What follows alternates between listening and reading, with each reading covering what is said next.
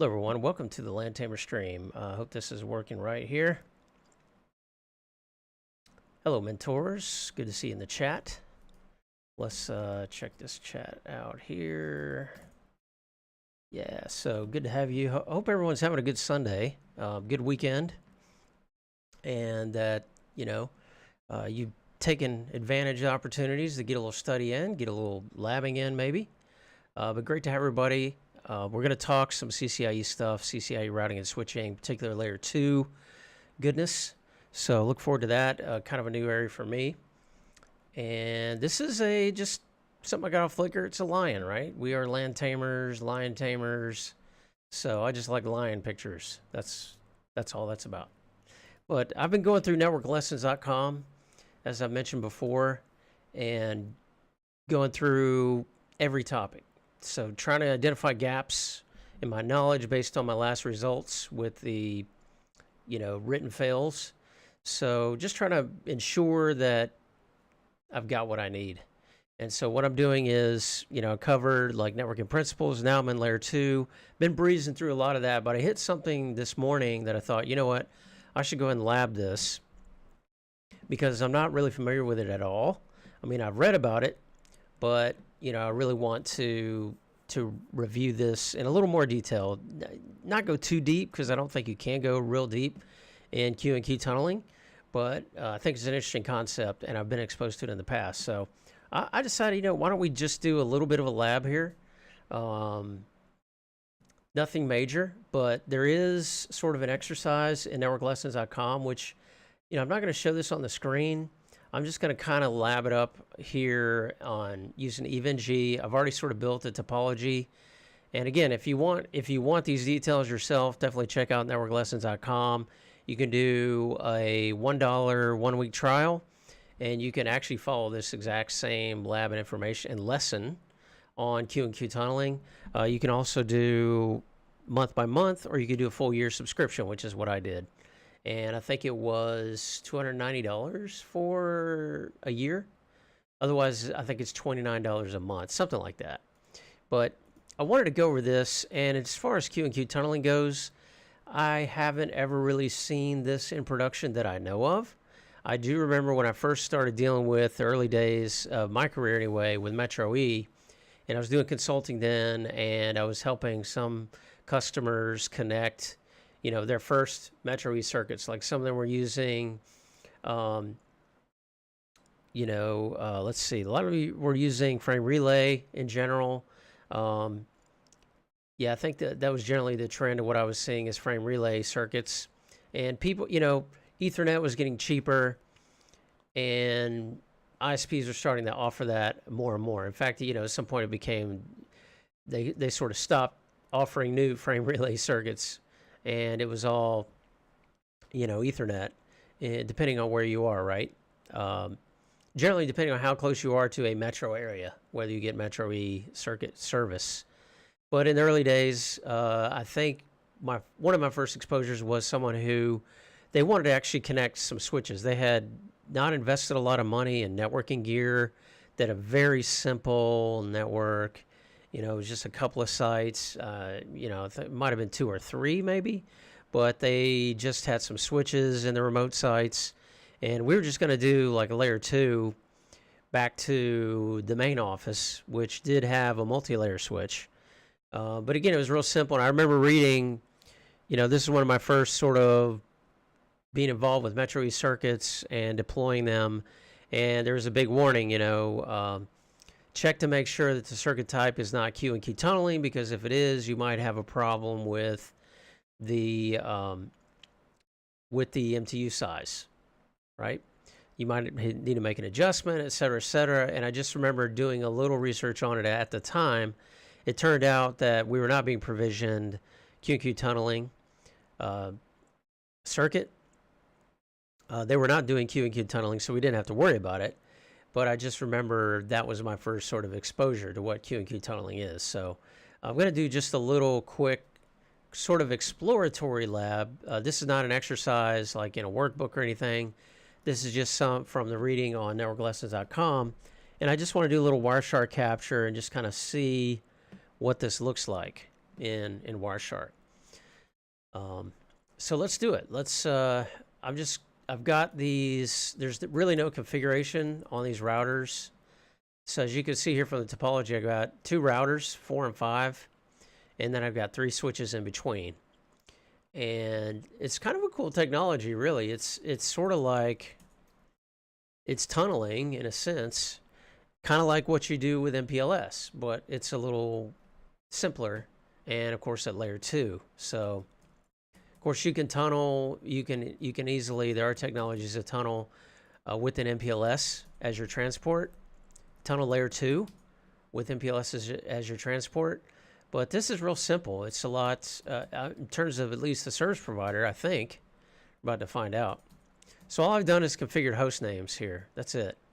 And what I'm going to do now is, first we're going to configure the interfaces over here on the router. So we're just going to say, real simple, I think the router here, yeah, GI00. Let me push this off to the side.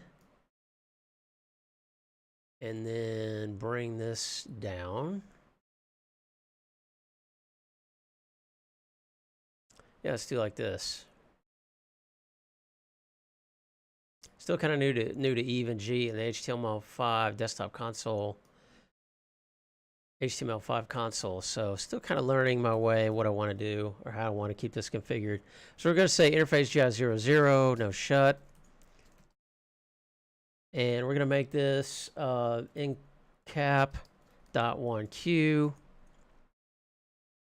Let's see, incap.1q. Let's see, interface GI00. Oh, .1q tunneling. Oh, that's not it.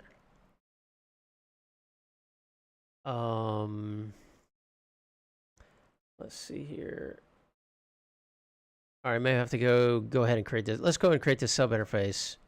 Interface GI00.12 incap.1q. Okay, and then the VLAN ID. This is going to be 12. IP address 192.168.12.1 255.255.250. The end goal here is between R5 and R4. We want to have essentially over this transport network, we want to have multiple, we want to have a trunk, and we want to have multiple sub interfaces on the routers anyway, and that these will be able to talk over the switch fabric, for lack of a better term here, and communicate successfully with the VLANs that are running here, right? Or the sub interfaces on the router. And we're going to encapsulate, we're going to tag here on these switches facing these hosts. I have routers here. These are essentially routers as hosts. That's all they are. But what I want to be able to do is tag them here and then keep them separate over our transport network, right? So we'll demonstrate this. Let's see, on router 4, sorry. We're going to do the same. We're going to say interface GI00, no shut. Interface GI00, 0.12. Interface GI00, 0.12. incap.1q, 12.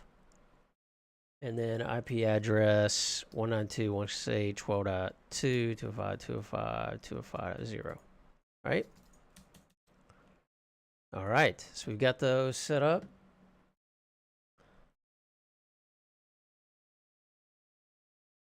So we have to configure now our service provider network, right?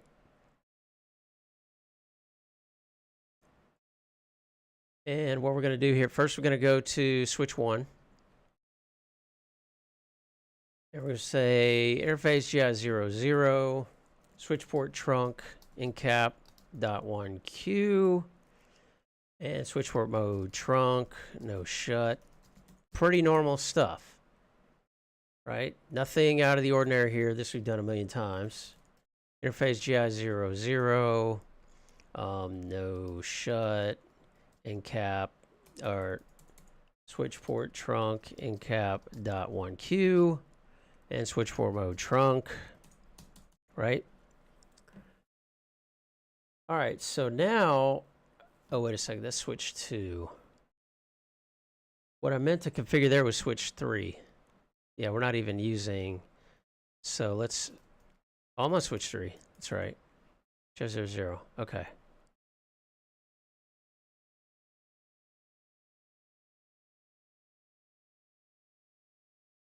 All right, wait a second. Let me look back at my diagram here. Ah, okay.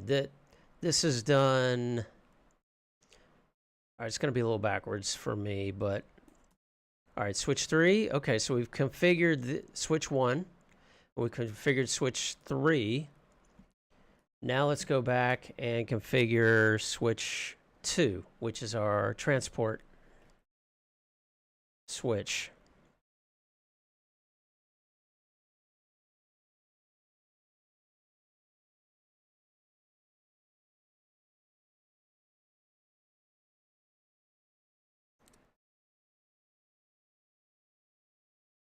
Okay, very good. 19. Let's see. I'm just checking this over, folks. Bear with me.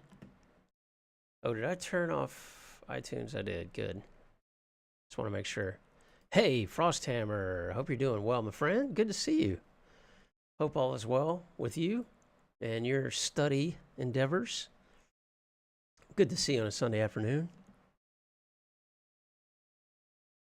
So yeah, we've got switch 1, switch 2. All right. So on switch 2, which is our transport, for now, all I'm going to do is configure a standard, and let me move the chat window over here because I don't want to miss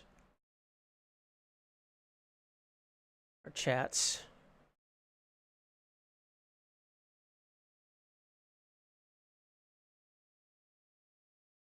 Well, just busy learning more intense program development. CCI is on hold. Interesting. Frosthammer, I don't know if you knew, but I actually have been transitioned to a different team in my job.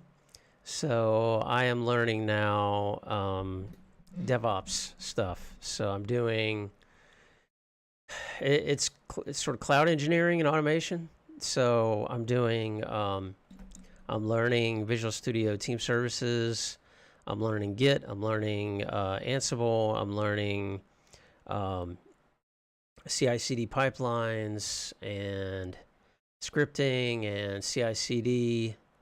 So yeah, it's been a big change for me, and I've decided to, of course, continue on with the CCI routing and switching. I'm so deep in it. I've always said that after I get the CCI routing and switching, that I'm going to go into automation, and orchestration.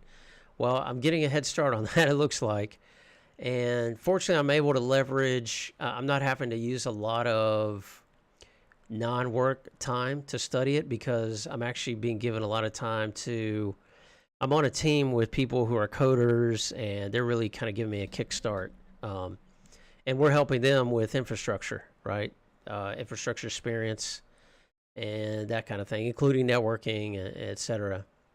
Yes, a lot of drinking from the fire hose. It's a lot to take in, and we're doing Scrum, so it's very intense, working all day in a WebEx conference in a room and just banging out work, and it's learn on the fly. So that's good in a way. It's intense, and it's can be exhausting, but at the same time, I'm still able to use a lot of my after work time to continue working on the routing and switching CCIE, so which is good. As a matter of fact, I was just in Dimitri's stream, and he was asking me, I was telling him about it, and he's like, "Oh, Quentin, so I got to ask you a few questions.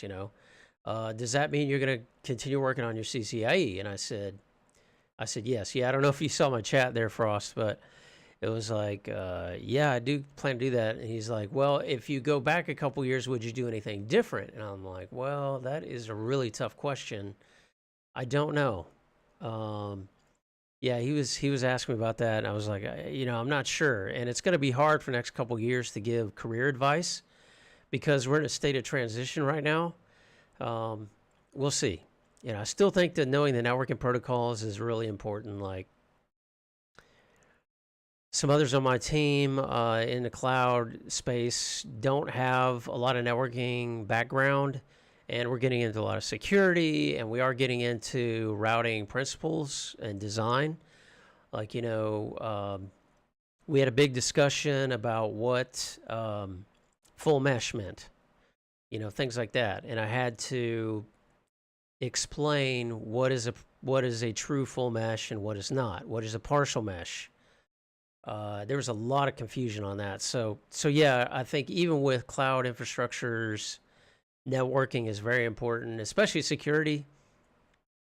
But you also have to have networking strategies for connecting your on-prem resources, your on-prem circuits, and technology. So networking is still going to be very, very, very important. I don't know, 3 years ago, if I was working on this team I'm working on now, would I have gone this deep in routing switching? I don't know, maybe. Ask me again in 6 months. Yeah, definitely a tough question. Makes me think if I would do anything different on this journey. Oh yeah, I think the thing that made the decision to jump all in on automation was that I was able to identify business needs that could be met via me with my network skill sets. Yeah. And that was one reason I was brought into this automation and cloud engineering team, is because they wanted sort of the networking represented, right? So we've got people who have background in virtualization, in Active Directory, we've got coders, we've got a number of different disciplines, right? And it's all good. And yeah, you can't architect sort of cloud migrations and things like that without networking involved, for sure. And that's not just me. That came from a Gartner article I read recently about cloud adoption. So yeah, here we are. We're on Switch 2. Now this is going to be our, let's see, Mentor says automation is definitely a new trend and skill that benefit us all, make us more in demand. Best of both worlds, kind of like a purple team in pen testing. Yeah, I could see that. Also, the CCIE track is adapting. So I like the Evolving Technologies 1.1. Like all those new additions to Evolving Technologies is right up my alley. Like it's what I'm working on now in my job. So I love that. And I think that's a good sign. All right, so what we're going to do simply right now, we've got two interfaces on Switch 2, which are transport layer switch. And we're going to say, we're just going to set up trunks right now. So we're going to say interface, range, GI12 and GI03, switch port mode trunk, or we're going to say switch port trunk, incap.1q, and switch port mode trunk. I hope you all can see that okay. All right, the next part, this is where we're going to do the Q and Q tunneling, because this is fine. I believe right now this is going to work. So I do ping 192.168.12.2.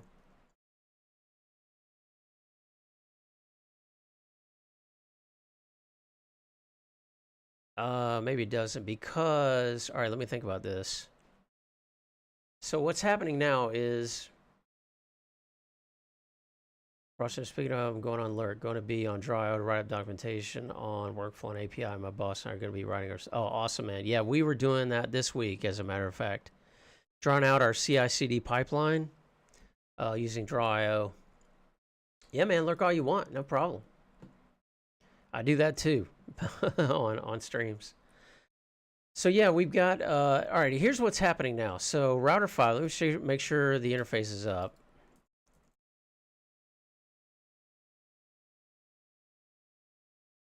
Show run interface GI0 0.2. Oh, I thought I did that here.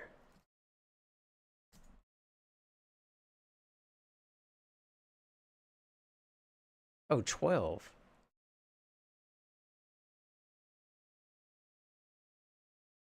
Oh yeah, because I'm doing 192.168.12 dot. Show interface GI0 0.12 is up. Okay. So what should happen here is, oh, I don't have the trunk interfaces configured the other way. That's why.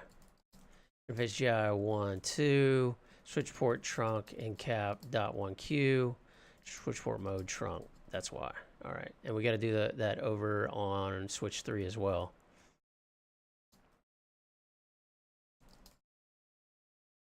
03, switch port, trunk, incap, .1Q, switch port mode, trunk. So now it should work. Ping 192.168, 12.2. Maybe not. I'm sort of jumping ahead from what's in the lab. Show interface GI12. Show interface trunk. Oh, yeah, because... So we don't have a VLAN 12 here. Right. So this is going to come in tagged as... into GI00 as VLAN 12. But we have no VLAN 12 defined here, so it's not going to forward this interface out of any ports. Yeah. So it's just going to drop the frame on switch 1 and switch 2. Okay.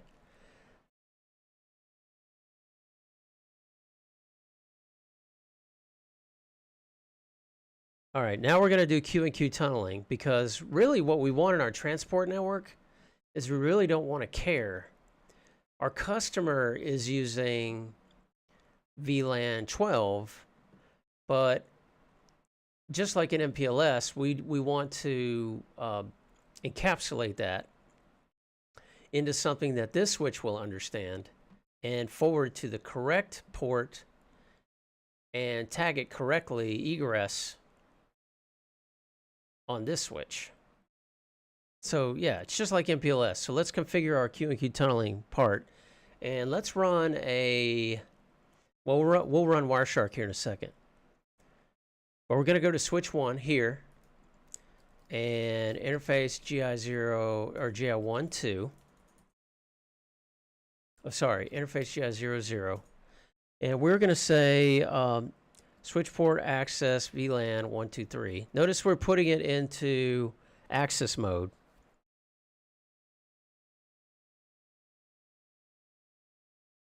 Yeah, this is facing the customer.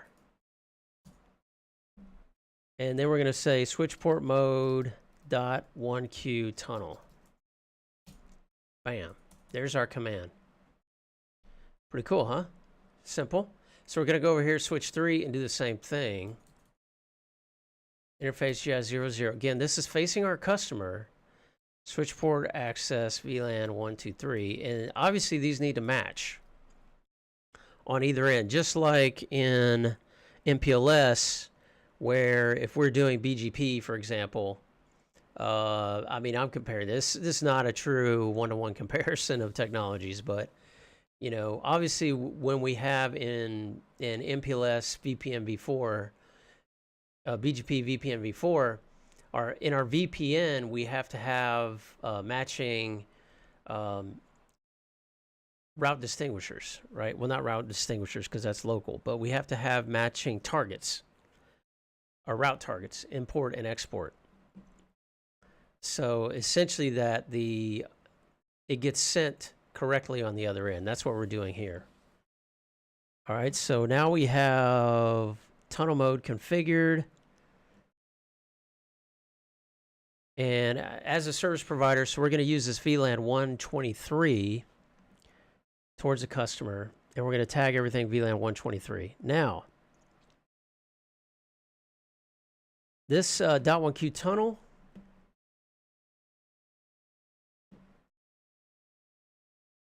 the thing that we're missing here, mentors, okay, makes more sense now for logic topology. Thanks for explaining. You got it, man. And we'll show it in Wireshark too. But what we need to do is, now as a transport provider, now this is going to, so it's going to leave this host tagged as VLAN 12, but when it comes into switch 1, what we're going to do is tag the frame with VLAN 123. So what that means is we have to have this VLAN 123. That's going to be our Q&Q tag throughout our switching infrastructure. So I need to make sure this VLAN exists throughout.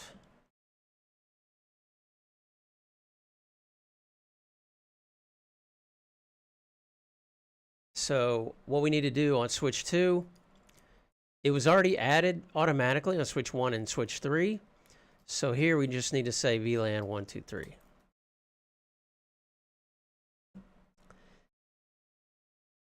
So now what happens is when this comes through, we're basically double tagging, right?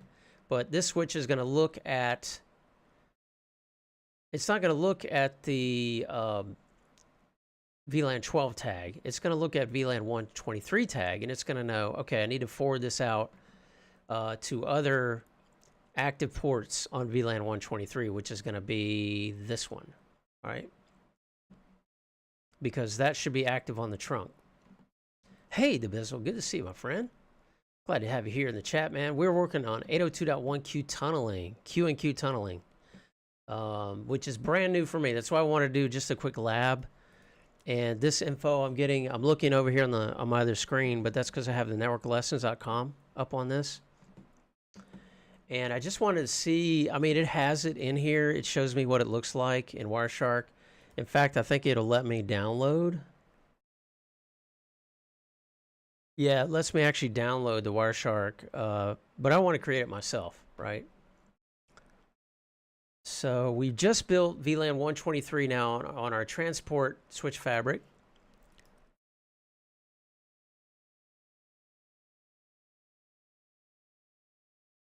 And I've never done this before. I haven't even finished this lesson, so this is kind of on the fly here, but should be pretty cool. So now we should be able to ping, it's saying. So here on router 5,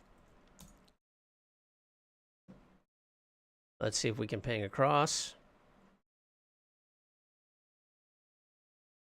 And no ping yet, so let me check my configurations here.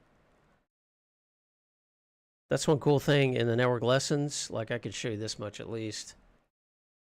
Like at the bottom, it'll have copies of the configurations that you can just review. So that's like router 1, you know, in my case, router 5. Okay, so let me just verify this configuration. Show run interface GI 0012.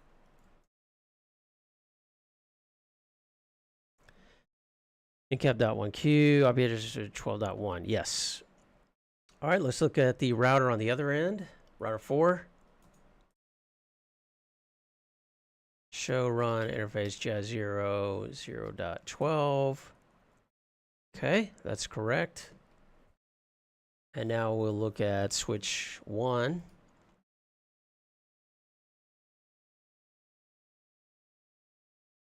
Show run interface GI 00. Okay, switchboard access VLAN 123. Switchboard trunk incap.1q. And then switchport mode .1q tunnel. Okay, that's right. And then for show run interface GI12. Okay, so this is just a normal trunk. All right, let's look at switch 3. Show run interface GI 0, 0. This is going towards the customer.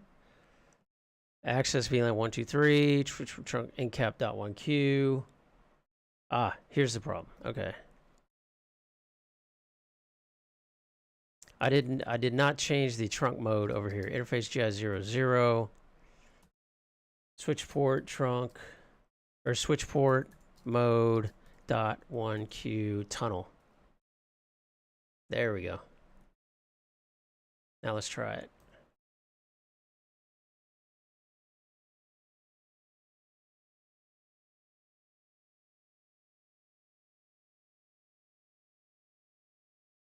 All right, still no dice. Something tells me I've got another, let's see. Oh, I know why. This is, no, that's right. Show run interface GI 00. Switch port access VLAN 123. Switch port trunk incap.1q. Tunnel. And then let's look on show run interface GI 03. Switchboard trunk incap.1q, switchboard mode trunk. That's right. Okay, let's look at our switch in the middle here.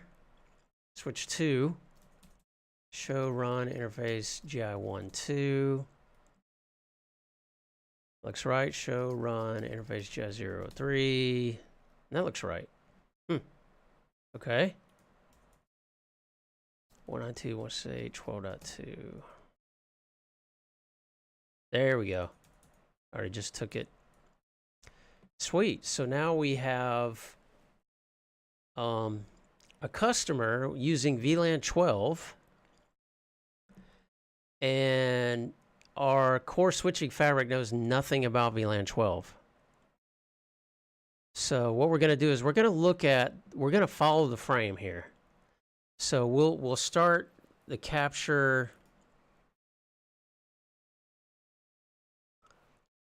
Let's do a capture. Well, let's actually do it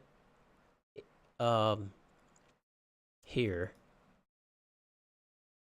And we're going to capture Jazz00. We want to see the frame incoming into the switch. Oh, I need to allow. I changed my profile to the LAN tamer, so in Chrome, because you have to enable copy paste extension. So that's why I did that. All right. So let's do another ping here.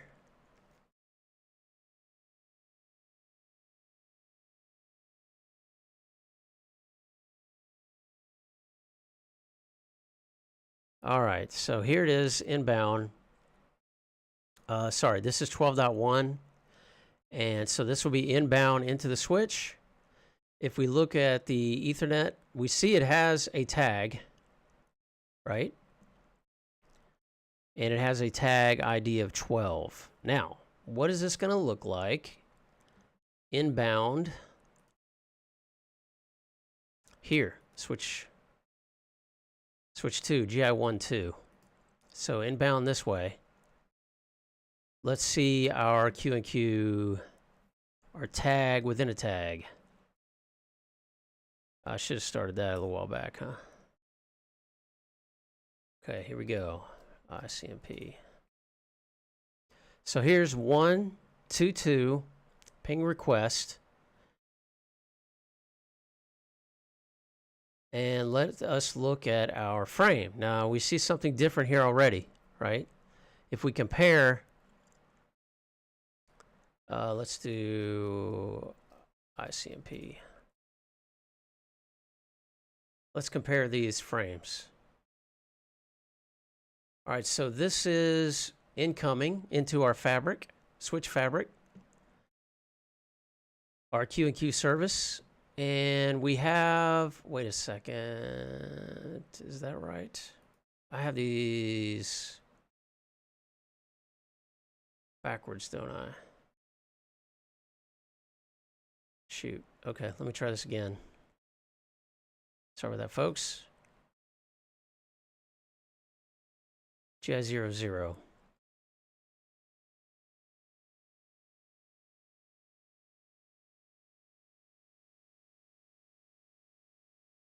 This time we're going to have it running on both. All right, so switch to. See, what I don't like is that it changes your. When you first launch it, it tells you like SW1 here in Eve, but now when I specify something, it changes just the IP, which I have no reference to. But anyway. Okay, see, it put it there, which is not the order I was expecting. Okay, it did not use the. All right, anyway, here we go. So ICMP, let's do another ping. Okay, 12.1 going to 12.2. We're going to compare these frames. So this is the first one that went out, right? All right, notice we have a single tag here, and we have two tags here. And notice the order. All right, so we have here, the first tag listed is 123. Notice these, it is a, we have multiple bits here, right? Yeah, so we have basically the last, let's see how many is that, 12 bits. So the first four are priority and DEI, which this is, I think DEI is that ATM or frame relay? I forget. It wouldn't be frame relay. But anyway, so the last 12 bits are the, yeah, DEI, I forget, man. When I was studying QoS,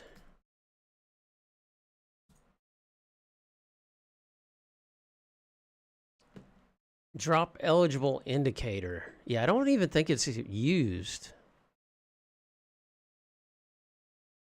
802.1 AD. Okay, who knows what 802.1 AD is? Can you guess? Can you guess?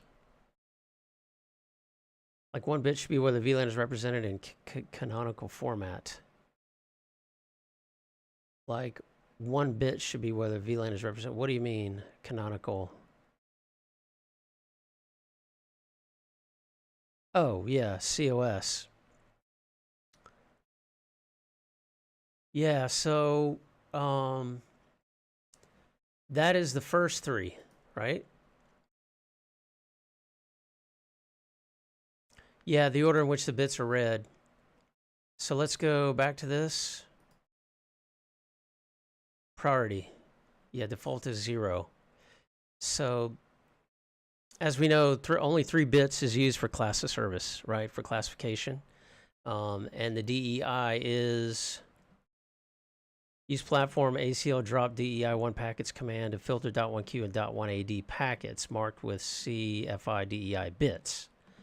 The feature only matches the outermost tag, and the matching on the inner tag is not supported. Okay. Yes, that's right, Frosthammer. So as you see, the first 3 are priority. Best effort is actually priority. So best effort is 0, default, which means basically, you know, survival of the fittest. But this DEI says ineligible, and as we see here from this book, this is ASR. So in other words, if someone were to mark these bits, there's a way for you to drop the packets with that bit marked. But this doesn't really tell me. So there's some control over it, but what is it? I forget what DEI.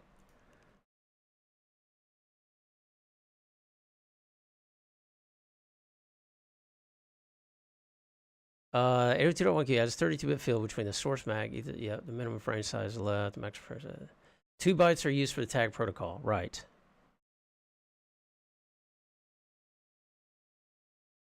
The TCI field is further divided into PCP, DEI, and VID.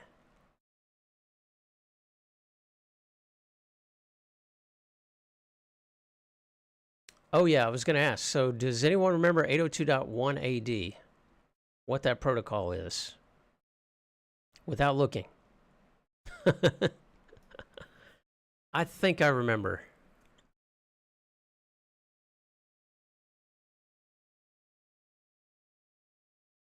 Feel free to take a guess.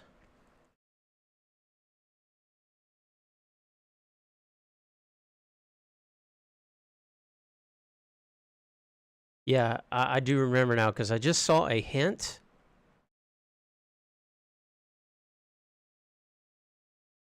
I could probably go along with that, Frosthammer. That is another name for it, yes, I believe. Basically, that's the Q&Q tunneling protocol. Yeah, Q&Q tunneling. So I have this in the drill sheet. I need to add this link here.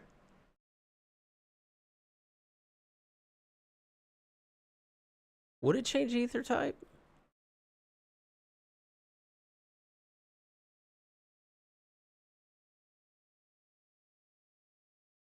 Let me just go to drill.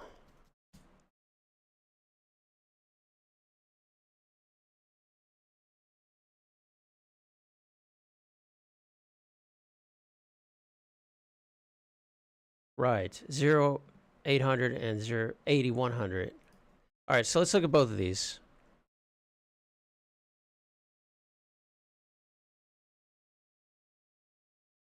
This thing is so big, it takes a while to load.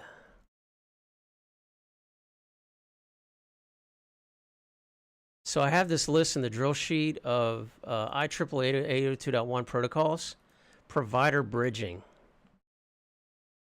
This is from Wikipedia, I think, provider bridging. So I think it has several names, though, and as a matter of fact, I believe that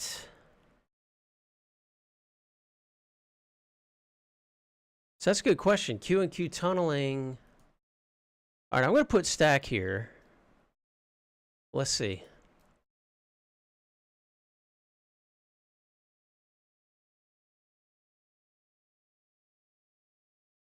It is Q and Q. Yeah. Informally known as Q and Q. The technique, okay. The technique is also known as provider bridging, stacked VLANs, or simply Q and Q or Q in Q. There we go. So we were all right. But I'm going to amend this because just so there's no in Q stacked.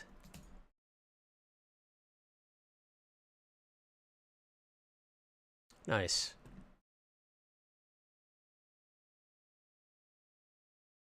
So, yeah, and obviously the differentiator, right, is if you have one or two tags. So one tag is going to be 802.1Q, and two tags would be 802.1AD.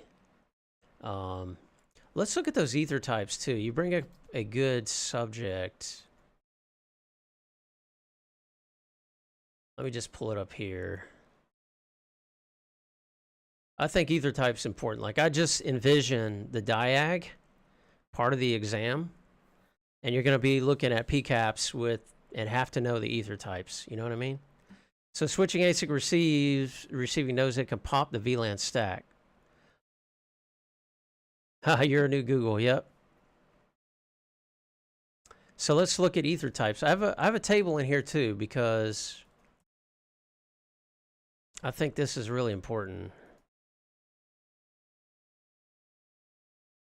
Okay, 0800 as, okay, VLAN tag type.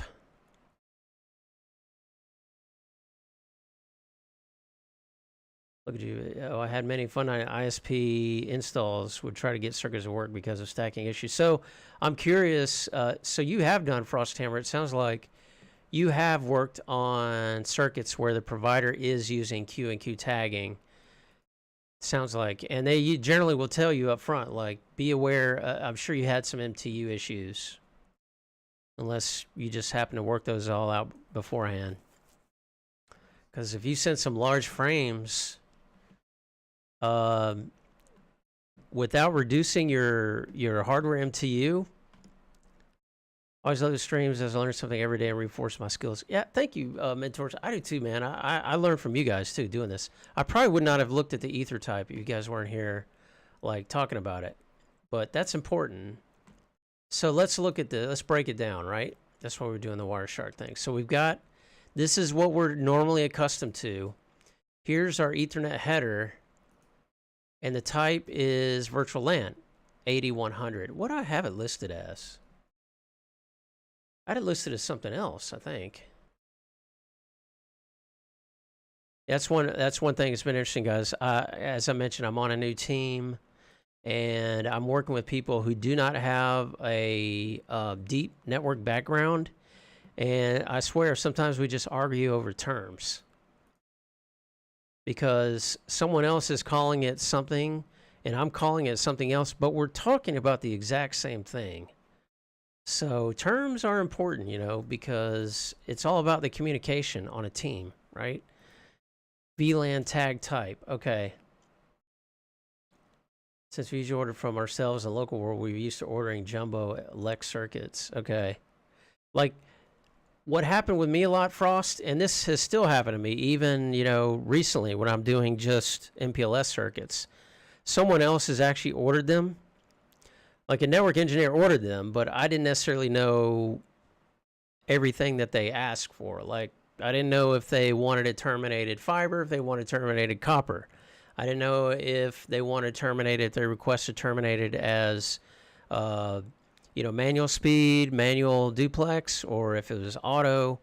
Like sometimes I had to figure that out as I went along, or I just have to call the ISP, open a ticket, and say, hey, this circuit I'm about to provision, you know, what do you have it set for? And that was the case too when I was doing frame relay circuits. And my first Metro E circuits is oftentimes someone else ordered it, they're just handing it off to me to deploy it. And then they would order from, yep, you order from your national level ISP. I do, yes. And then they order from the LEC, who was in that LATA, and order off of an existing NNI. LATA. Local area, what is that? Frost. Yeah, see, sometimes, you know, your circuits are on net, sometimes they're off net. And depending on the carrier, the national carrier you're using, that's how many last miles had to be off net, right? Through another LEC. And shoot, sometimes it's half. Sometimes it's 80%. Depending on, you know, your geography, where you are, etc. NNI is network interface, right? Yeah, last mile, exactly. So Ethertype, it looks like I've got here listed VLAN tag type. I'm going to say 802.1q VLANs. Or VLAN. So there's not a lot of ambiguity. Okay, back to DEI. DEI bit.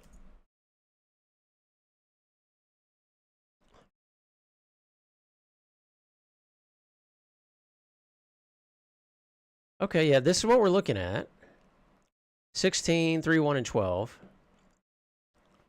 So the 16 bits...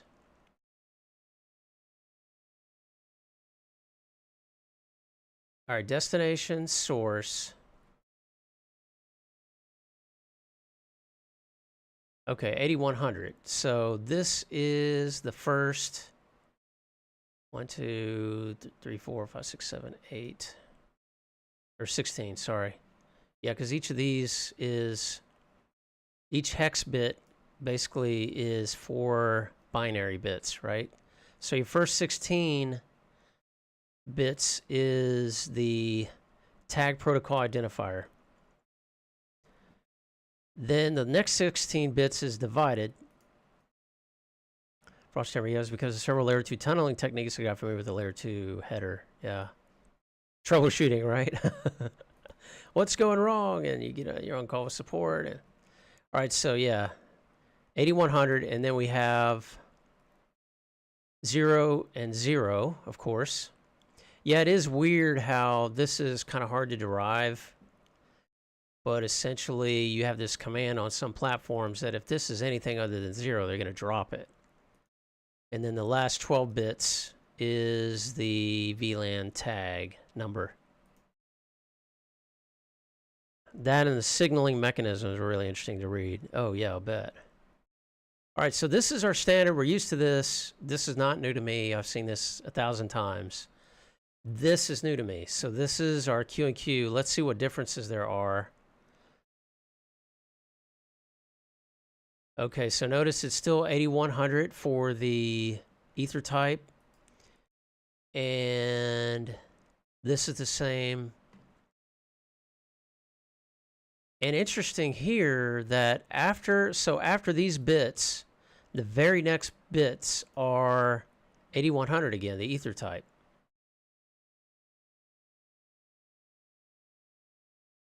0012. All right, I got distracted. DEI. Formerly CFI, may be used separately or in conjunction with PCP to indicate frames eligibility dropped in the presence of congestion. Oh, okay. So this is like drop priority. Oh, that's why you'd want to drop if the bit is set. Because if it's set to 1, that has a higher drop priority. In other words, it's less important traffic. Okay.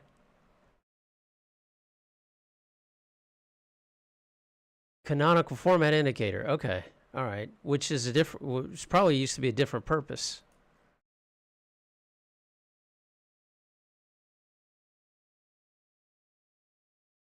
Oh, okay.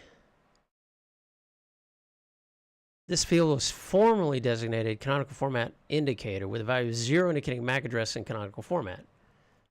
It is always set to 0 for Ethernet. Okay.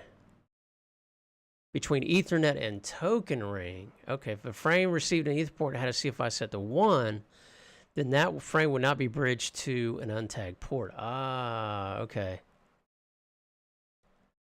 Yeah, now I think it's standardized to send the least significant bits first in a byte. Seeing this visual in Wireshark definitely helps me under so much better ways of trying to. Oh, same here, man. That's why I went through this lesson and I knew right away I need to lab this. All right, so yeah, interesting. On the outside, we're going to see this just like an MP. It's sort of like, you know, it's instead of a tag, it's a label. It's really the same thing in terms of design, isn't it? It's really the same thing. As a matter of fact, I'll bet we could do MPLS here. And of course, with MPLS, you could do layer 2 just like you do layer 3. And it would really work. Yep, I think now it's standardized to send the least significant bits first in a byte. Yeah, isn't that the Indian byte order? Or bit order, sorry. Is that what you're talking about, how it reads? There are two basically ways to read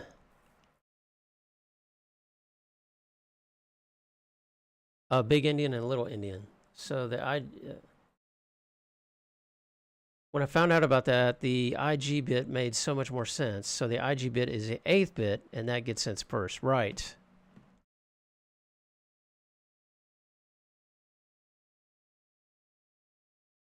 Yeah, big Indian and little Indian. Because when you think about a stream of data or signals, your computer's going to use, and you know, router's just a computer, right?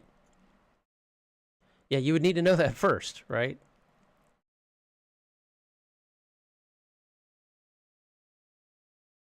Also, is it token ring or is it Ethernet? You'd want to know that as early as possible, because it's going to speed up the processing of the frame. All right, so this is cool. It looks like this is working the way we'd expect.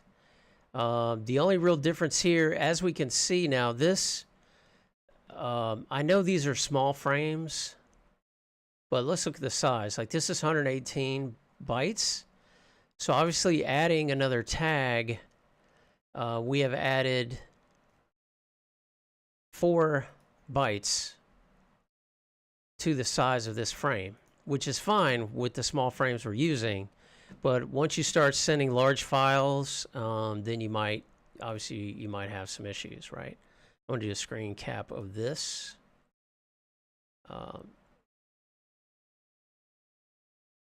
From an Instagram. All right. So he's got something else in here, though, in this lesson. And I just want to play with this just for a minute.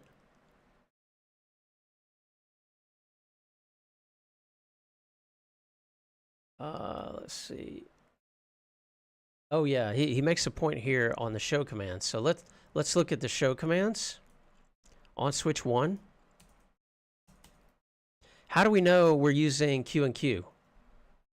If you did not know, let's say you first log into the switch, you work your service provider engineer, and a customer's called, and they're not, you know, they have connectivity, right? They've got layer 1, they appear to have layer 2, but they've got no layer 3. They cannot ping across the tunnel, the Q and Q tunnel. So you log into the switch facing the customer, and if you were to do a show interface trunk, notice here there's no real indication from the show interface trunk command that we are doing, that we're configured to use Q and Q tunneling. First of all, this port is an access port. So let me look at my customer port. Oh, I see it here though.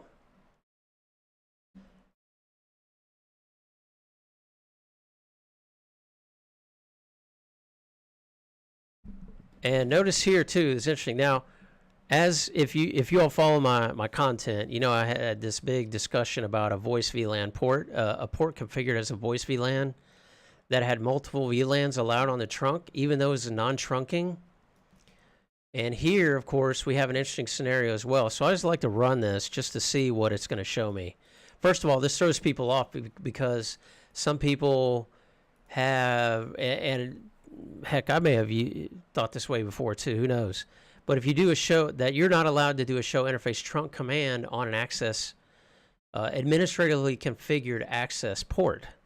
As we see here, it's just not the case. You can run the trunk command, but you're going to see non-trunking. And you're generally, unless it's a voice port, you're only going to see one VLAN allowed on the port. But we really don't have any indication here. Any type of encapsulation is always going to say 802.1q.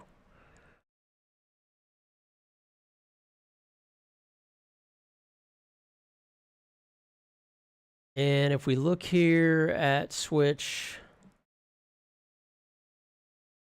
1, show interface GI0, or sorry, GI1, 2. Let's look at our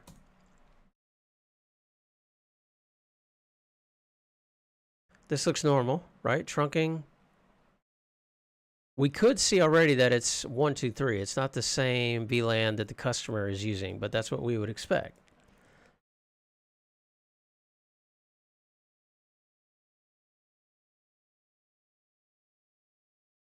Yeah, we don't see VLAN 12 here at all because that's customer and it's encapsulated and the switch is not even really going to look at it, right? So if we were to do, for example, show spanning tree, this is cool, VLAN 12. Yeah, it's not running spanning tree. I've got a light going on and off in here for some reason. I don't know why. Anyway. Yeah, so this is good.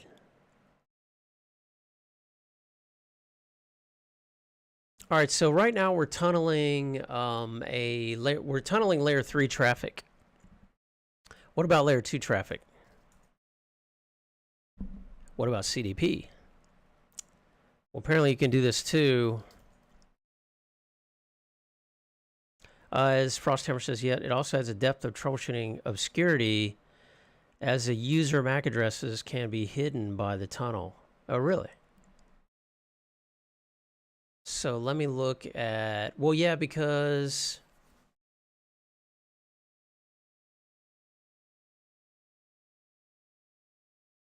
right, exactly. Of course, in this case, we're doing a ping, and we're always going to, like when this switch, well, are you talking about this switch, switch 1? Let's see. I think he'll see it, right? He'll see it, but yeah, obviously switch 2 will not. Because switch 1, when it forwards the frame out of this port,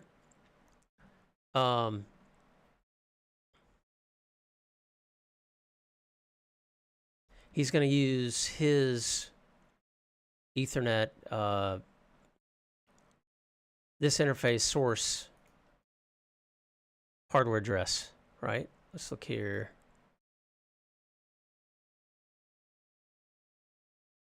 Or does it?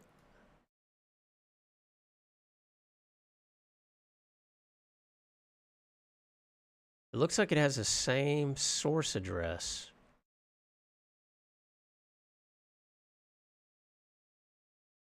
All right, I need to think about this a second. Yeah, I guess it would do that because this is the same broadcast domain. The same LAN, the same virtual LAN. But this is inbound to switch 1. Let's look at the Ethernet MAC address of show MAC address. Ah.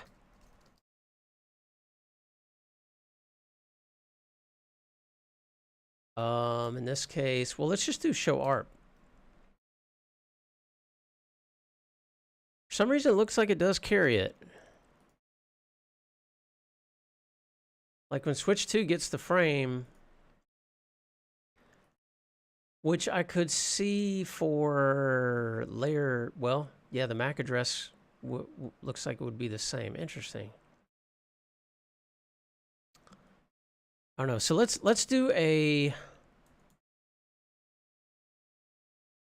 do some layer 2 traffic, like CDP. So let's see here for your terminal interface GI0 and this is a new command for me, protocol tunnel. Wait, does it like that? Oh, this has to be on the interface itself.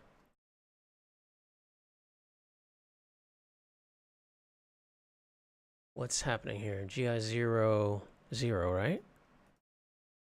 Yeah.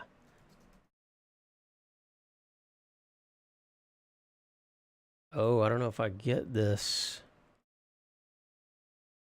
Oh, this has to be on the switch. Sorry. Is CDP enabled? Show CDP. Okay, it is enabled here.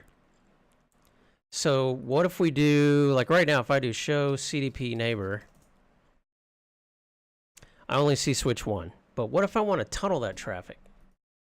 So what we do over here is, it looks like we would do this on which port here? Yeah, the port facing the customer. We're going to run, so interface GI00 protocol. Doesn't let me do that. GI00 switch 1.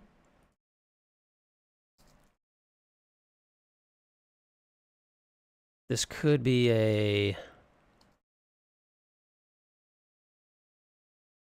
version thing here.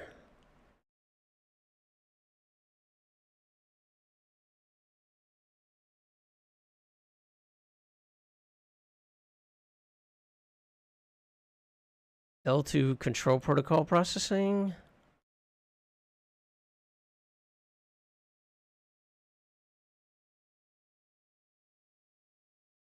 Yeah, this is a versioning thing. I don't know when this network lessons was written, but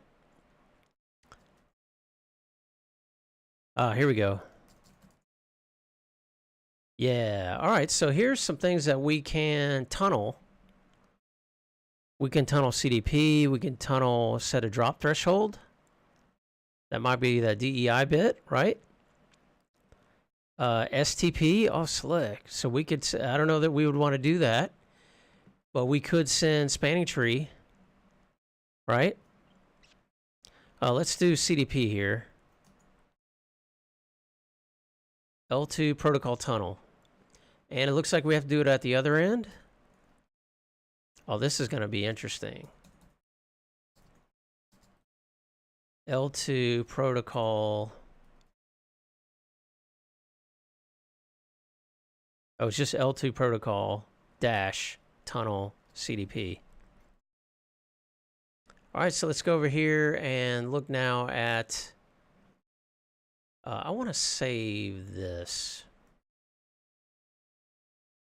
I'll save it in a minute. Let's do CDP. With the source being this.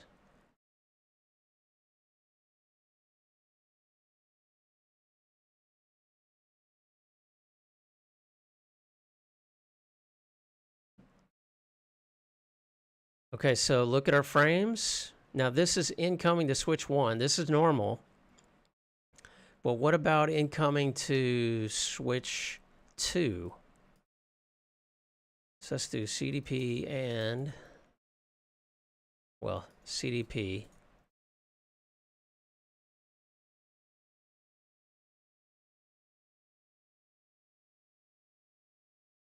I'm such a nerd, man. Thank you, mentor. He says, I can definitely tell you enjoy labs, Lan. You're going to definitely have fun with us once you pass CCI written. You know it, man. I can't wait to get into the grind with you guys. Now, this is interesting. So, it does not look like...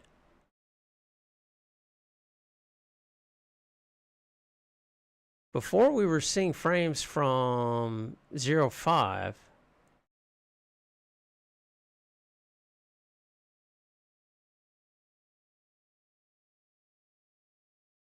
Five zero zero zero.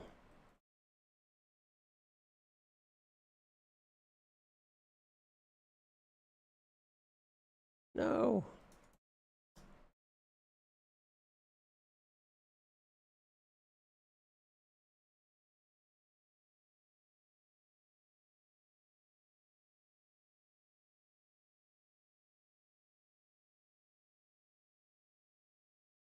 Oh, it just with copy paste you have to keep it highlighted, I think.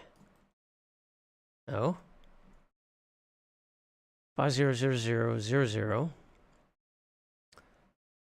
050000. Fine.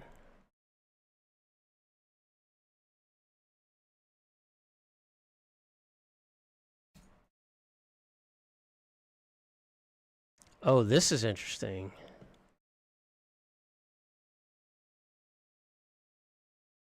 Labs are the best part. Reading is boring. Breaking stuff is fun. You got that right. Always fun to break stuff. Hacker and all of us. Hacker Manifesto 101. Okay, so look at this, guys. GBPT. What in the heck is that?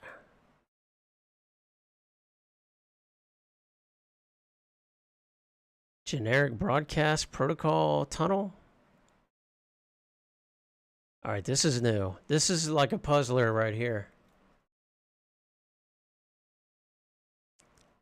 Let's see, GBPT protocol. Googling this bad boy. Oh, L2 protocol tunneling. Okay. L2 protocol tunneling. All right, gotcha. So,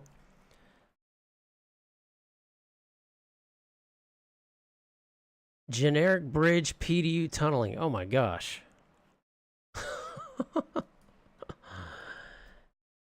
GBPT, yeah, you know me. I'm down with GBPT. I'm not going to sing, don't worry. All right, we got to put this in the drills. So I've never really seen L2 PT either. Layer 2 protocol tunneling. So now I have. Hey, the Blind Hacker is now hosting. Thank you, Blind Hacker. And it looks like my alert worked. Thank you so much. I appreciate that. I hope you had a good stream, my friend. Hope you had some good blind hacking. I don't know how you do that. How do you blind hack? Like, I've heard of people doing blind gaming, like blind speed runs of Mike Tyson, Punch Out, and things like that. But blind hacking? That's a whole different level, man. Hey, thanks, Blind Hacker. Appreciate it, man. Always, as always. I'll bet you and mentors already know each other.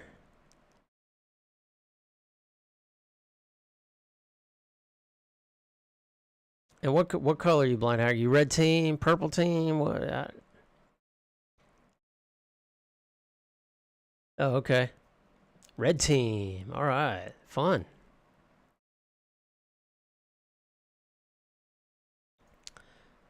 All right, so we were talking about some tunneling techniques through our service provider, and we were learning about a new to me.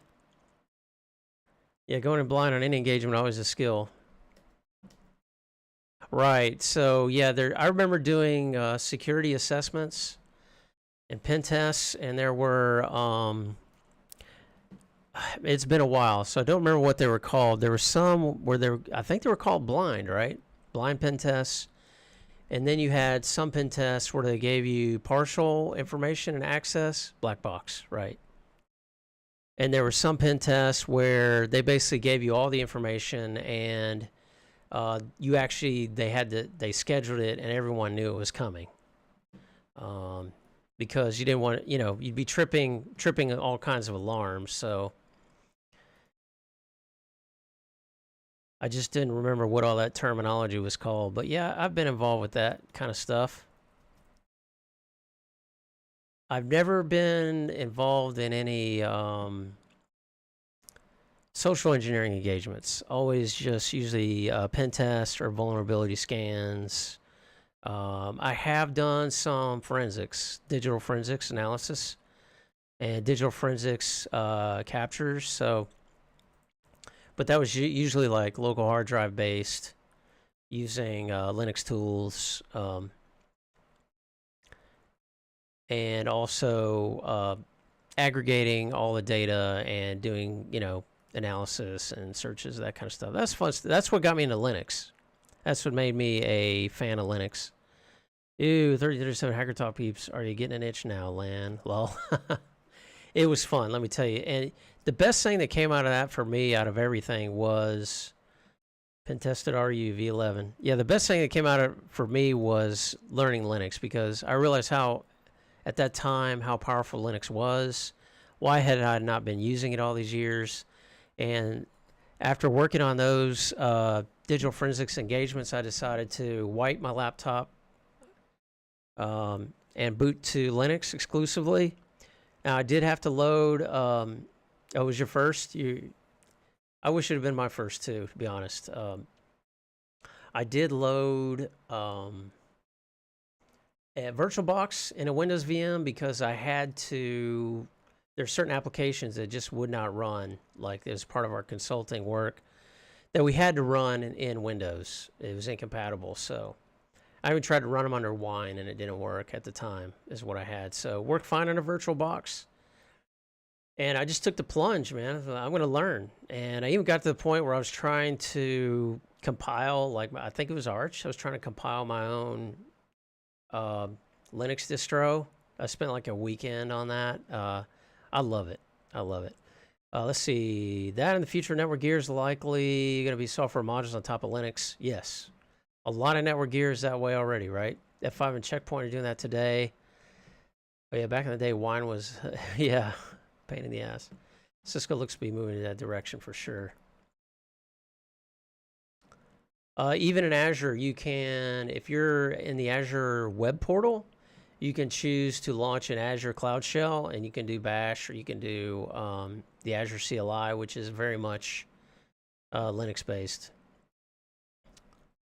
But all right, so we're trying to figure out, we've got a new packet type, new to me, a frame type, which is GBPT, which I've never seen in the wild as of yet. And I want to mark this down because this is part of the CCIE routing and switching written topics, right? What is GBPT? I want to know first of all, the Ethertype. What is the Ethertype for this?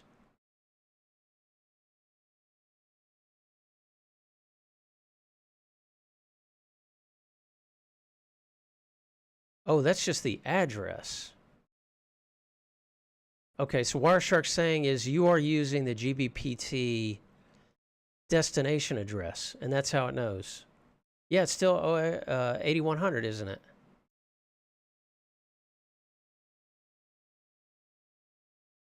Yeah, 8100.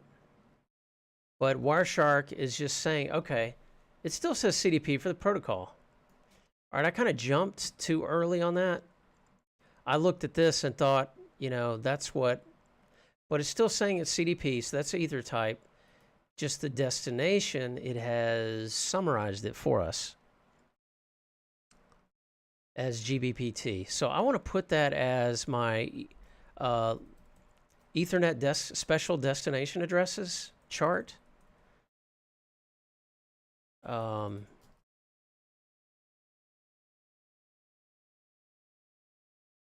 Here we go. Yeah, I don't have this in here.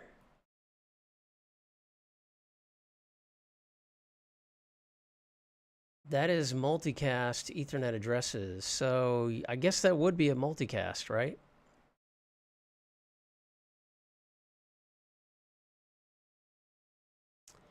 Yeah, that's got to be a multicast. So let's try to put this in order here. 0100. Well, I guess it doesn't really matter. I'll just insert it here. Make sure I'm on the answers. Yes.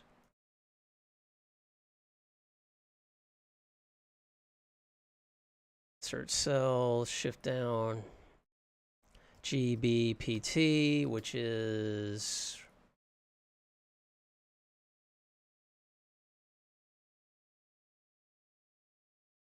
generic bridge PDU tunneling protocol. PDU is protocol description, protocol destination.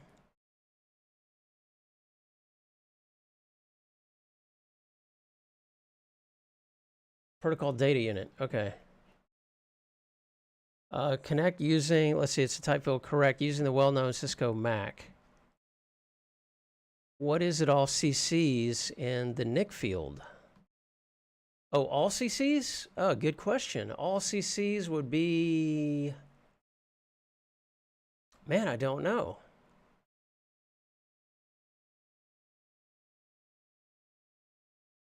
Oh, that doesn't sound like 0100:0 CCC.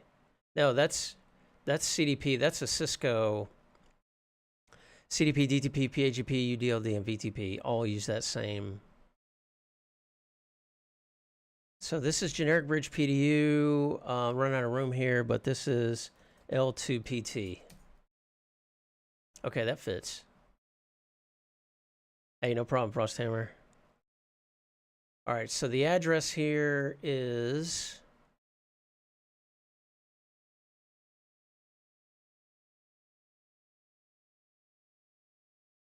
enough screen real estate.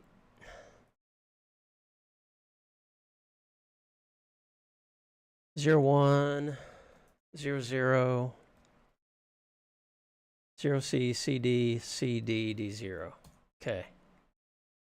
It's very similar to this one, isn't it? CGMP. All right, that's cool. So I learned, now I know what that is.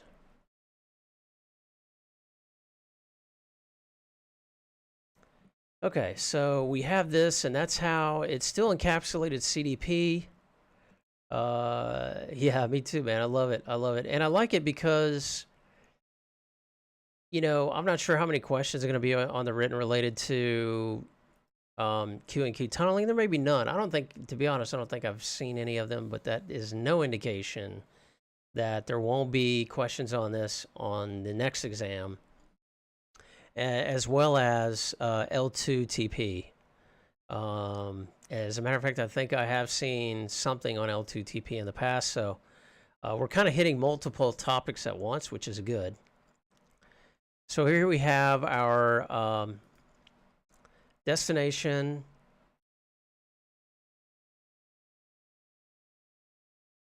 And then, okay, this is interesting. So in the LLC for CDP, we have a different DSAP and the SSAP.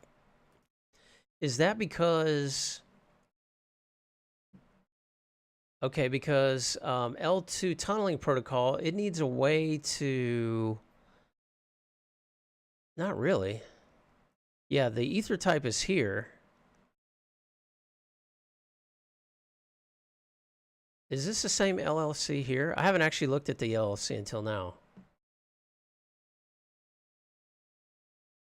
DSAP and SSAP. Want to play with fun? Try labbing the setup for an isotap tunnel. Oh my gosh.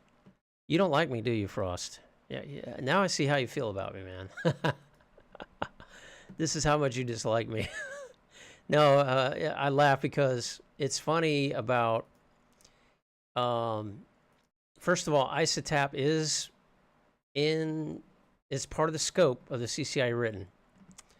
Oh, you say it's fun. And have your mind blown by the fact that you can keep 2 IPv6 nodes in the same broadcast domain or multiple IPv4 hops. Yeah. Did you do that with an isotap server? Or gateway? Or was it just two devices, two single devices on each end? I'm just wondering. And the DNS too, right? That could be tricky. Doing name server lookups with Ethertype. Yeah, that sounds like fun. Not. But I trust you. I believe what you're saying. Look, I'm nerding out over Q&Q tunneling and L2TP. I'll definitely most likely nerd out over Ethertype. Two routers, one acting as a gateway. Okay, and sending RAs to another routing user. Okay, gotcha. Gotcha, cool. So you did have two-way communication because it's sending multicast frames, or packets, I should say, with IPv6. Bidirectional. Okay, that's cool.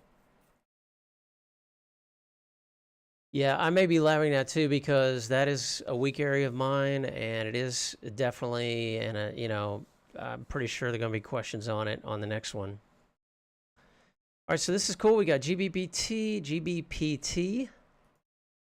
and yeah, this is cool stuff. I'm going to screenshot of that.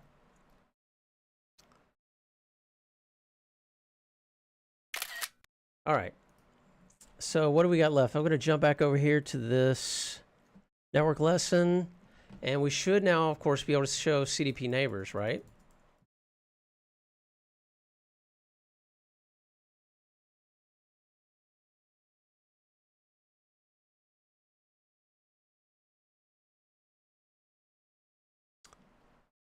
Still seeing switch 2. Oh, I did not do that on the other side, did I? Or did I?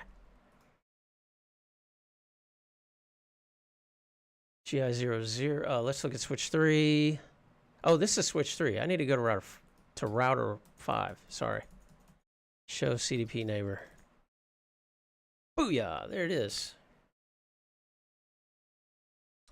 Show CDP neighbor detail. Sweet. I like that, man. That's pretty nerdy. I know this is old technology. They don't really use it anymore. But I still think it's cool. Who knows? Maybe they do use it.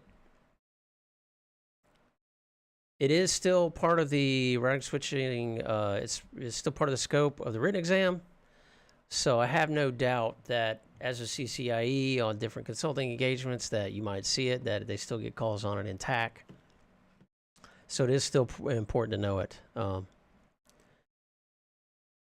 Okay, so MTU problems. That's kind of the next thing we need to address. I've talked about that a little bit.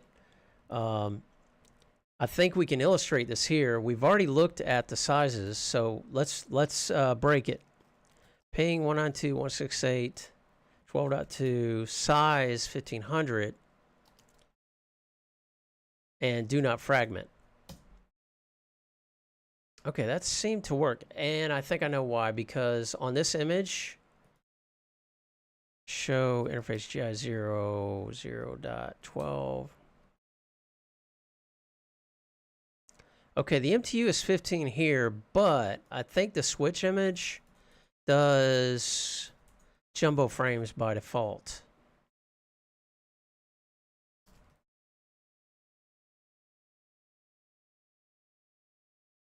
We may not be able to break this.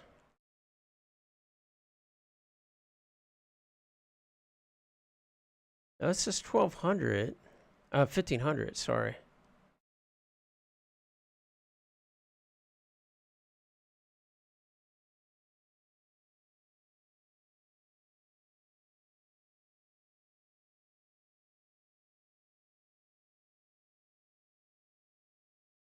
Mentors, I found this on YouTube. This video explains how to solve the IPv6 Ethertype lab found in GNS3 Vault. Oh, that's cool. Hey, don't worry about the links, man. Man, I need to fix that. I'm going to make a note. Fix issue with chat posting links and warnings. Sorry about that, guys. All right, so...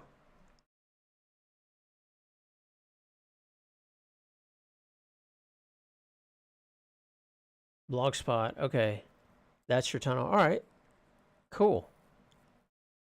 Good stuff, guys. Yeah, GNS3 Labs. So Renee, who is the owner of networklessons.com, he was instrumental in starting the GNS3 Vault. So I wonder if he has the same lab in here in the network lessons for that. I would not be surprised, or a similar lesson. Okay, so this worked.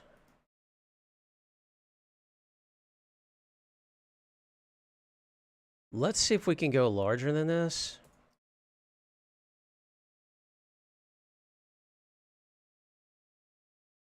Yeah, and it is. What's our limit here? 1501.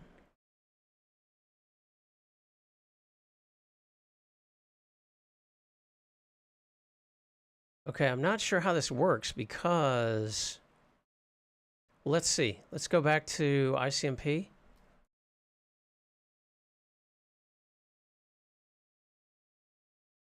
And filter this.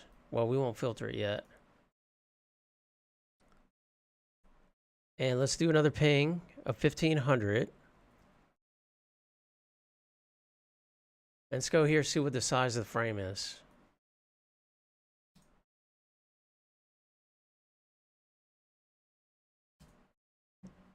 See, that works.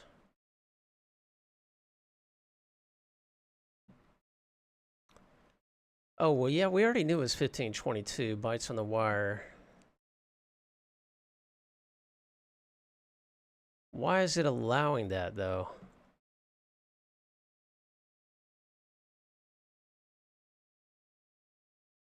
So on...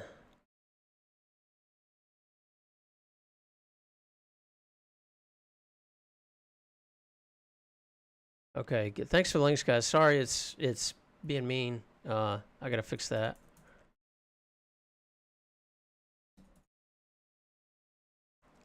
I don't know all my Nightbot commands either.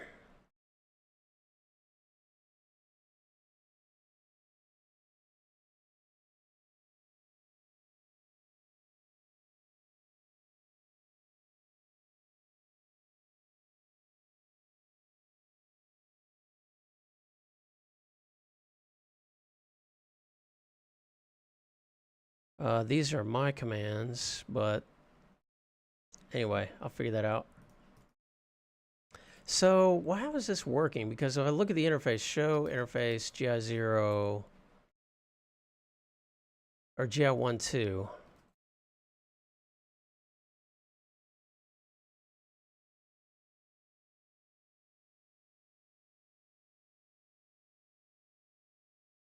MTU is 1500.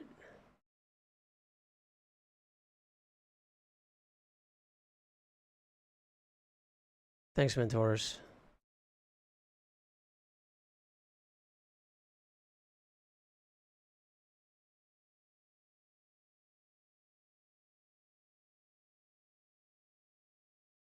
So, okay, so what it's doing is it is allowing, because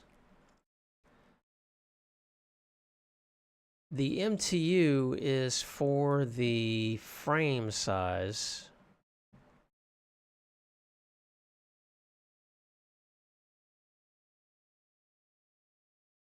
Yeah, I'm not sure how that's working.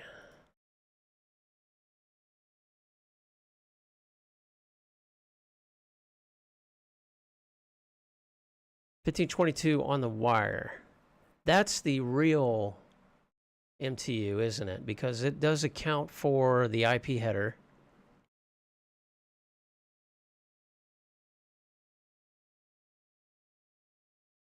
But how do we see that? Show IP.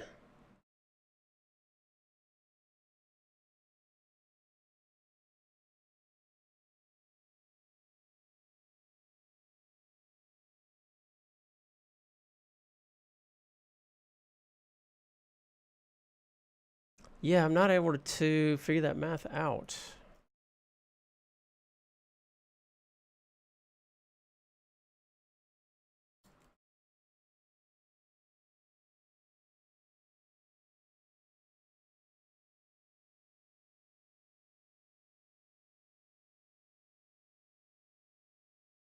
should know this. Okay, I know that it at the hardware level, it is 1500, right? Ethernet is 1500. Nearly all IP over Ethernet uses Ethernet v2 frame format. Ethernet with LSC and snap. Ethernet jumbo frames.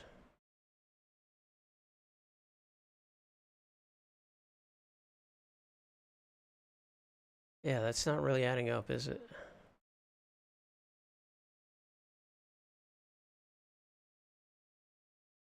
So this one right here, 1518, 1522. Yet if we go one higher,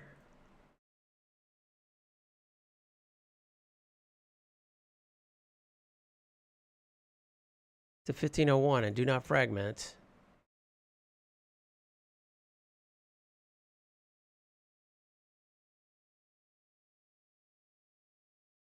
yeah, it doesn't even, it's not transmitted at all, which is what we would expect with 15. We would expect 1500 to hit switch 2 or switch 1, but then drop or not transmit to switch 2. That's what I would expect anyway.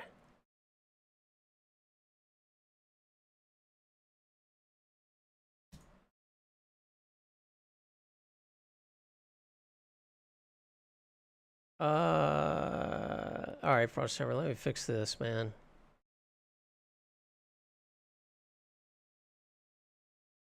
I think I may have timed you out, which I don't want it to do at all.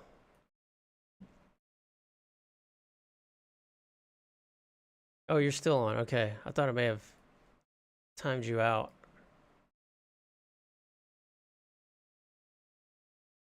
Links.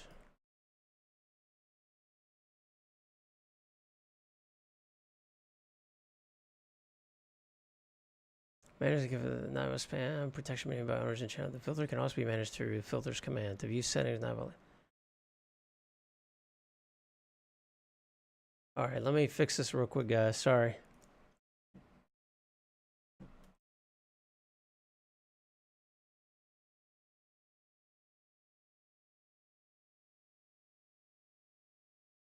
Links.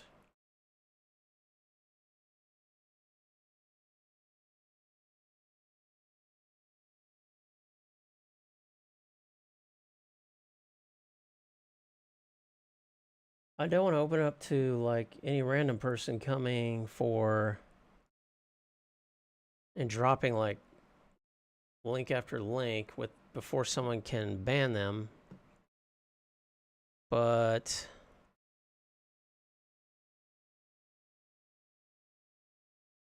time links are silent for busy channels. Yeah, man, I wish I could do. All right, let's do this at least. Cisco.com, YouTube.com.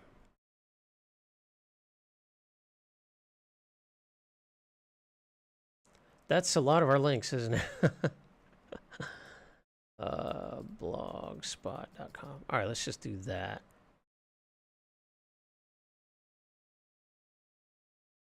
And in the meantime, later I'll figure out how to make that better. All right. I ain't afraid of you, bot. All right, so if anyone can figure that or knows how this works,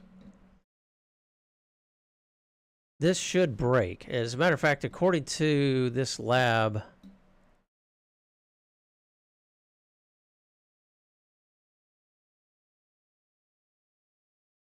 the Q and Q tunneling would theoretically break here.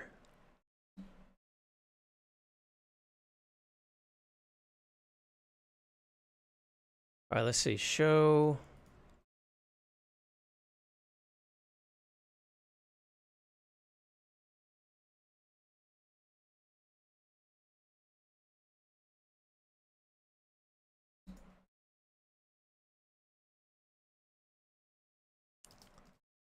I know there's a way to look. I posted a network link bug in the LAN Timber Discord. Anyone wants to review. Thank you, mentors. Appreciate it.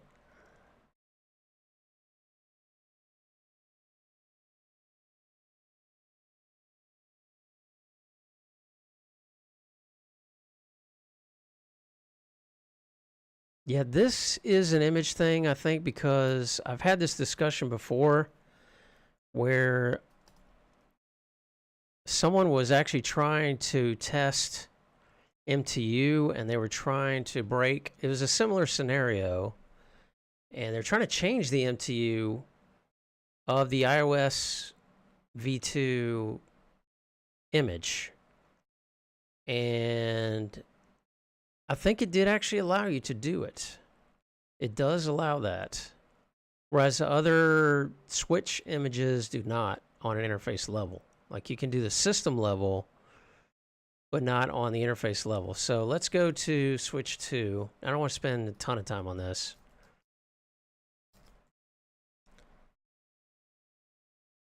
So say interface GI 1, 2, MTU. Yeah, so we can go up to 9600, which would be the jumbo frames.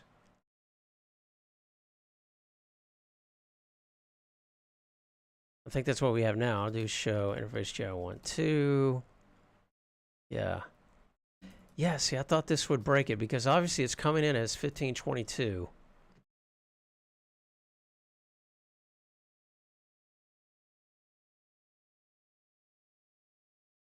I don't know. I have to research that separately.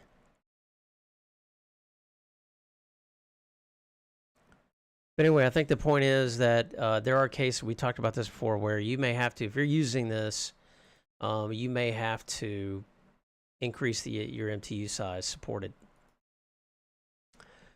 All right, cool. Well, I think that's going to wrap up our lab. I had one other topic here to discuss, and that's just something that came up on Discord, which is, I forget who it was, but they were posting about, oh, Blind Hacker's hosting us again. Thank you, Blind Hacker. Appreciate it, man, for the auto host. So one thing about people have asked, how do you keep up with all the forums? Because you've got now, when you think about it, like, in my case, for example, I'm subscribed to, I'll show you. So I use Rambox. This is one thing that helps is the tools, because you can configure Rambox. If you go to, Rambox Pro is here. Yeah, we know about that. It's no longer free to host a forum in, that's in River. But if you go here, you can go to, I think, the homepage.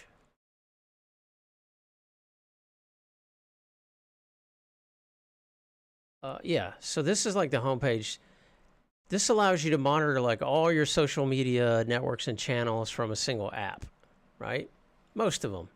And if they're not here, like I don't think Twitter's here. TweetDeck is here, which is no longer supported on the Mac, but you can add really any URL. Like, you can go to Twitter or WhatsApp or whatever through a URL.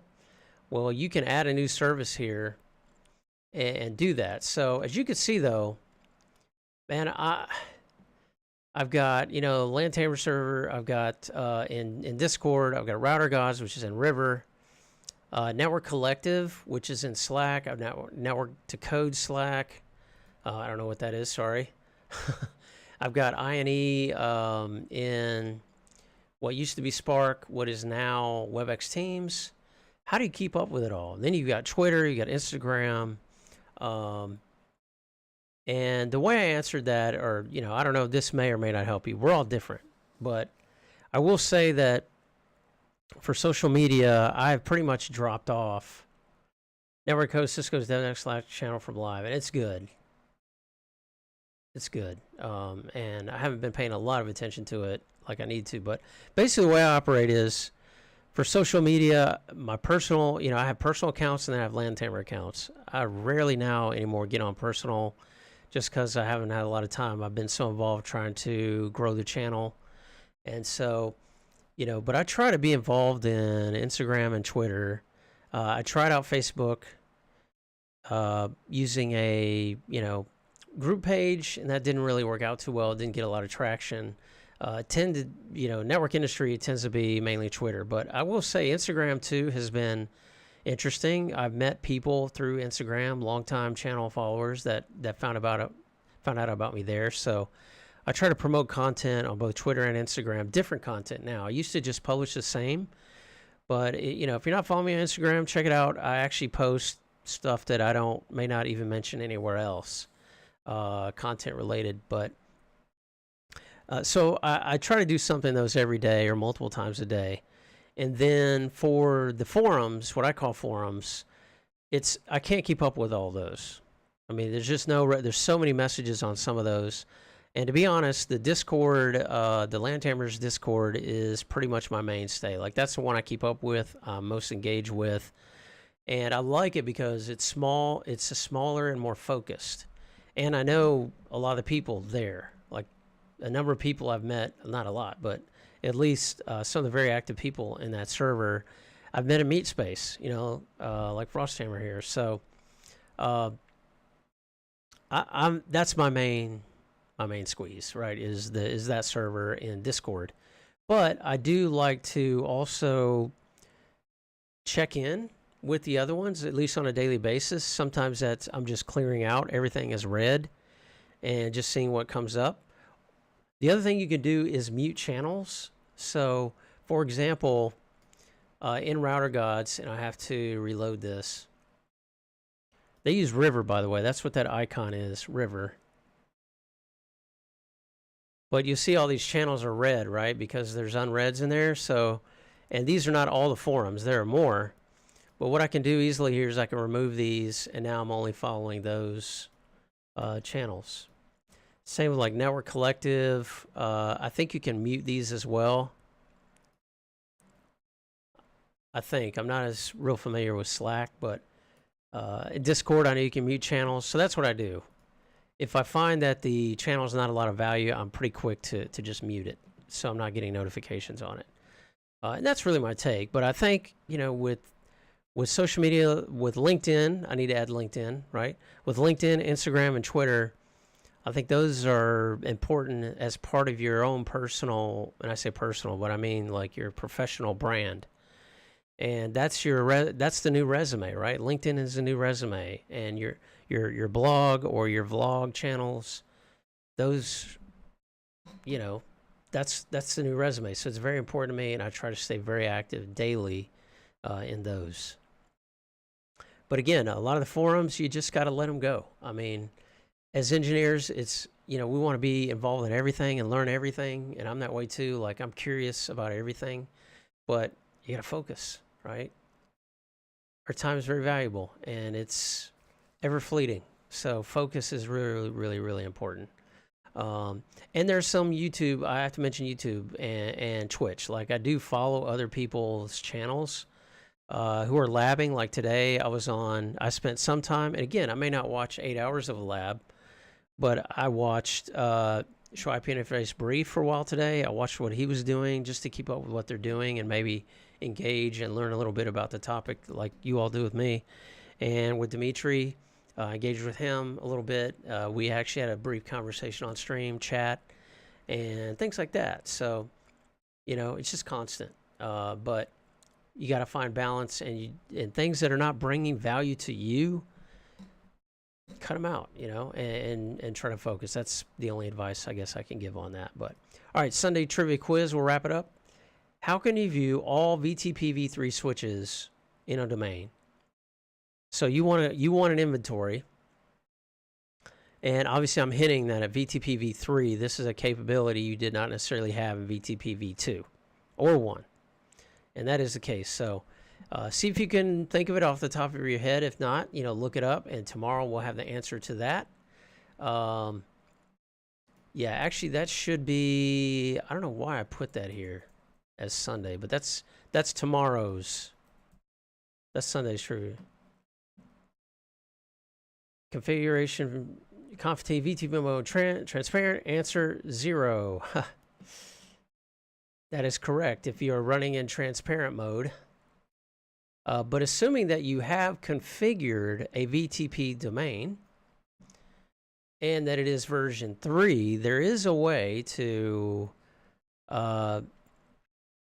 relatively quickly view all the switches that are members of that configured domain, right? Show VTP summary. No, show VTP summary will show you like statistics, packets in, packets out, things like that. It'll show you a summary of like the VTP, I think, domain name, the mode running on that particular switch. And I think it will also show you the configuration revision number, right? And the hash of that. But yeah, good try. That's not exactly it, but feel free to look it up, and we will go over that on tomorrow's stream, which is at 7 p.m. Eastern. Come check us out. I remember it showing name and whether encryption was used for the password. Oh, and VTP v3. Yes, I think also. I left out some details on VTP summary. Most likely, but that is not actually the command that will show you. Granted, okay, so you could run that on every switch in your VTP v3 domain, and you could view all the VTP v3 switches. That is true, but I would challenge you to find a faster way to do it. And there is a faster way to do that that I learned about today as well in the networklessons.com. So. All right, this is a cool VLAN challenge. I think Banner MOTD or someone posted this in Discord, and I got the first one wrong, but I got the second one right. I got the last leg of challenge question number 1 wrong. But that's pretty cool. And then solarputty, I've heard mixed reviews on this, folks. So take it with a grain of salt. I'm linking it just because I did not know about it. But it is this a video that David Baumel did about how it's going to be part of GNS3 by default in future versions. So anyway, if you use GNS3, you might want to know about it anyway. And it may be better than putty in your particular scenario. I don't know. Anyway, that's going to wrap it up. It's been a great Sunday, guys. I'm going to go get some dinner and probably do a little more study. And we'll probably do,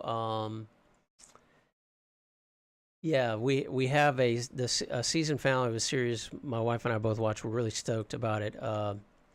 It is on HBO, and I can recommend the series. It is, of course, an adult series. Sharp Objects. It's going to win like every Emmy award, I think. But anyway, that's going to be my recreation for the day. But yeah, we're probably going to eat, do a little more study. I'll be in Discord. Now, Frosthammer has a question. All right, here's a question for you. What is the functional difference between Q&Q and private VLANs? And Mentor says, fun time, most definitely. Have a ton of resources to look at now. All right, so here's what I would say the difference is. Q&Q is... While it does, Q&Q is tunneling, while private VLANs is security.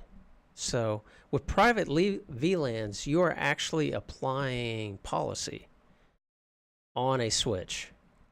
And it is intended as a security measure so that you can isolate traffic between hosts, right?